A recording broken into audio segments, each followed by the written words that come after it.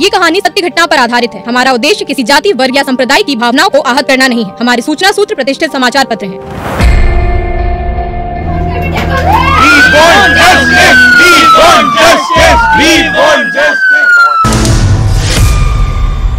नमस्कार, आइज़ोंस पॉडकास्ट चीख के दूसरे एपिसोड में आपका स्वागत है। मैं हूं आपकी होस्ट और दोस्त संचिता सिन्हा और आज मैं आपको एक ऐसे केस की कहानी बताऊंगी जो आपको सोचने पर मजबूर कर देगी। The Burari case. बहुत भीड़ लगी है यहाँ। 7 बज गए हैं, दुकान अभी तक खुली नहीं है। देखो, दूध लेने के लिए नीचे लाइन लग रखी है। रोज तो दुकान जल्दी खुलती है, आज क्या हुआ? मैं फोन लगाती हूँ।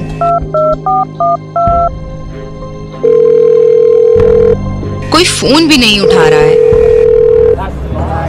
रुको, मैं देख के आता हूँ।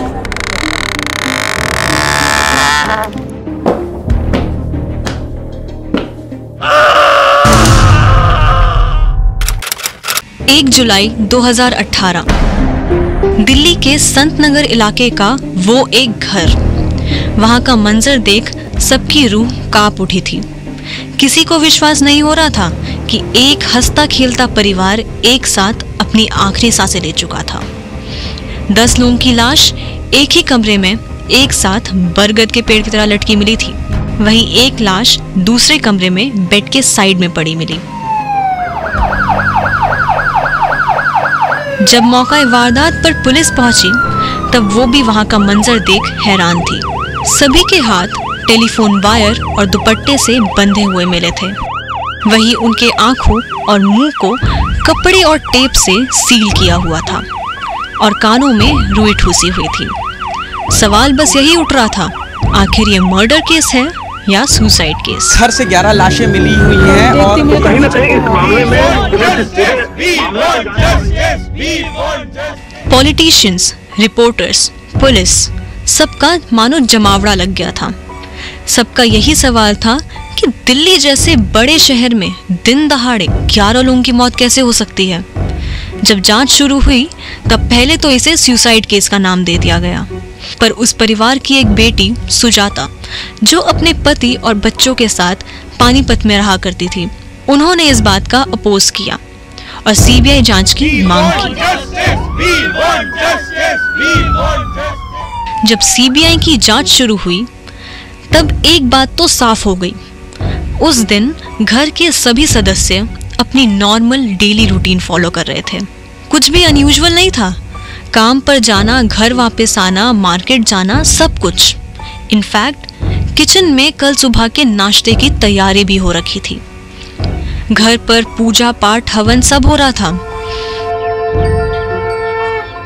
तब सीबीआई ने इस फैमिली की हिस्ट्री को समझने की कोशिश की।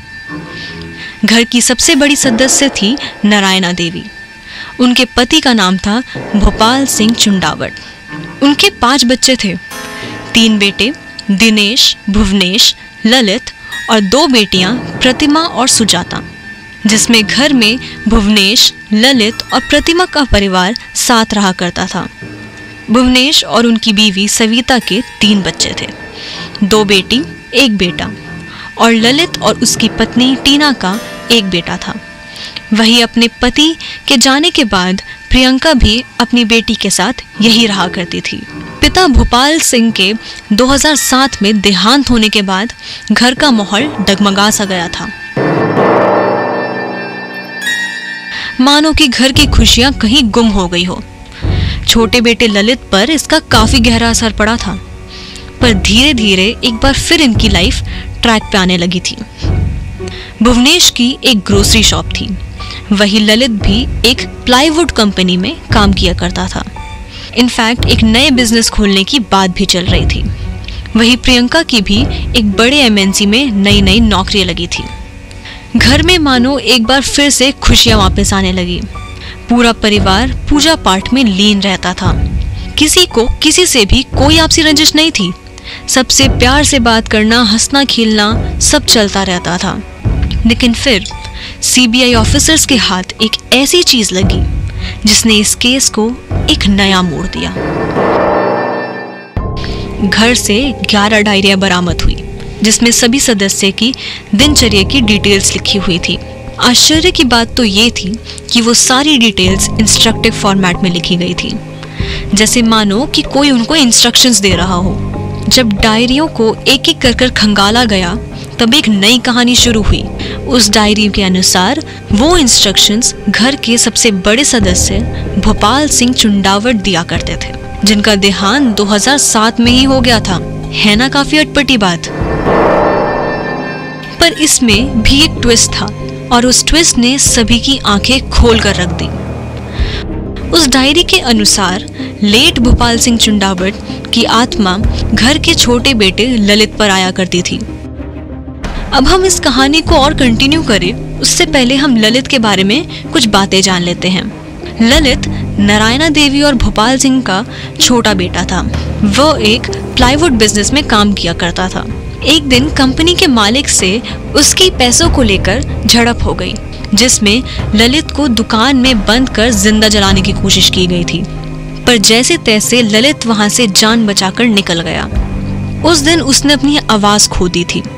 उसके सिर पर भी काफी गहरी चोटें थीं। उस इंसिडेंट के कुछ साल बाद उसके पिता भोपाल सिंह का भी देहांत हो गया, जिससे ललित पर काफी असर पड़ा। अब वापस आते हैं हम उन डायरियों में लिखी बातों पर। उसमें बताया गया कि पिता के देहांत के बाद सभी परिवार पूजा पाठ में लीन हो गया था। वही एक दिन हनुमान चालीसा पढ़ते पढ़ते अचानक ललित की आवाज वापस आ जाती है और आवाज कुछ बदली बदली सी थी। ये देख सभी घर वाले हैरान रह गए। फिर आगे चलकर उस डायरी में ये बताया जाता है कि ऐसा माना जाता था कि ललित पर उनके पिता भोपाल सिंह की आत्मा आया करती थी, जो सभी घर वालों को इंस्ट्रक्शंस देती थी। और ये इंस्ट्रक्शंस वही होते थे जो उन डायरियों में लिखे जाते थे। ऐसे ही कई सालों तक ये सिलसिला चलता रहा। एक तरीके से ललित के पिता ने ललित को अपनी बात पहुंचाने का जरिया बना लिया था। और फिर ये सारी बातें साल 2007 से डायरी में लिखनी शुरू की गई, ताकि वो भोपाल सिंह की बातों को कभी भी भूले नहीं और ठीक वैसा ही करे जैसा वो कहते हैं। इसके बाद हर साल एक नई डायरी में बातें लिखी जाती थी। इसलिए पुलिस को भी वहां से 11 डायरियां मिली थी, जो 2007 से 2018 तक की थी। वैसे तो घर की सबसे बड़ी सदस्य नारायणा देवी थी, पर इस इंसिडेंट के बाद अब घर को ललित चलाने लगा था और सबको उसकी बात माननी पड़ती थी, क्योंकि उसकी बातों से घर में सबका भला हो रहा था। जब कोई उसकी बात नहीं मानता तब उसको उस चीज की सजा भी मिलती थी। एक तरह से ये घर अब उस इंसान के कहने पर चलने लगा जिसका इस दुनिया में कोई वजूद नहीं था। 24 जून 2018 को ये डायरी आखिरी बार लिखी गई।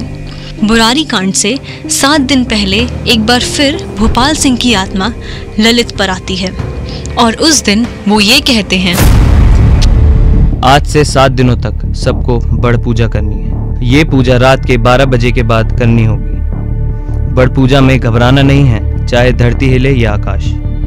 ये भ्रम पैदा करती है। बच्चों को बताना है कि वो मानसिक जाप करें। ईश्वर को लगना चाहिए कि तपस्या सच्ची है। आंख और मुंह में गीली पट्टी लगानी है और कानों में रुई, ताकि कोई चीज तुम्हें विचलित ना करे। बंधन मजबूत होना चाहिए। गले में बंधन बांधने का काम एक व्यक्ति का। जब तक जाप खत्म नहीं होता, ललित सबकी सुरक्षा का काम करेगा। नारायणा देवी बड़ी हैं और उनका वजन भी ज्यादा है, तो वो ये क्रिया जमीन पर लेट कर ही करेंगी। 7वें दिन एक जल की कटोरी बाहर रख देना। जब जल का रंग बदल जाएगा तब मैं आऊंगा। सभी ने यही इंस्ट्रक्शंस फॉलो किए और पुलिस इन्वेस्टिगेशन में भी यही बात सामने आई कि मौत के कुछ दिन पहले घर में कोई खास पूजा चल रही थी।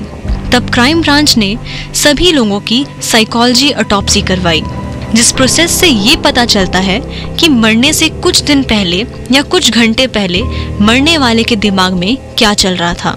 क्या उसके अंदर कुछ बिहेवियर चेंजेस आए थे या नहीं। पर उस रिपोर्ट में भी यही बात सामने आई कि कोई भी सुसाइड नहीं करना चाहता था। शायद इसलिए भी घर में सुबह के नाश्ते की तैयारी की हुई थी। छोले भी भिगोने के लिए रख दिए थे। इस केस में इन 11 डायरियों ने बड़ी अहम भूमिका निभाई और सारे राज पर से पर्दा हटाया। अगर ये डायरियां नहीं मिली होती तो शायद ये केस आज तक नहीं सुलझती और बस एक राज बनकर रह जाती। पर जैसा कि हम सब जानते हैं, साइंस भूत प्रेत पर विश्वास नहीं करता। जब बाद में कई साइकोलॉजिस्ट ने इस पर स्टडी की, तब एक नई बात सामने निकल कर आई। उनके मुताबिक घर में ये बदलाव तब आया जब ललित को 2004 में आग में जलाकर मारने की कोशिश की गई थी। उस वक्त ललित के सर पर काफी गहरी चोट आई थी। एक्सपर्ट्स के मुताबिक अक्सर ऐसे इंसिडेंट्स में लोग सही और गलत का फर्क करना भूल जाते हैं और 2007 में पिता के देहांत के बाद ललित के दिमाग पर उसका और गहरा असर हुआ। भोपाल सिंह की आत्मा का उस पर आना और जाना, ये सब ललित के दिमाग की उपज थी। फिलहाल तो इस केस को मास सुसाइड का नाम देकर क्लोज कर दिया गया है। पर बड़ा सवाल ये है कि एक वेल एजुकेटेड परिवार के लोग, जिसमें बूढ़े से लेकर बच्चे तक थे, वो इतना बड़ा कदम कैसे और क्यों उठाएंगे?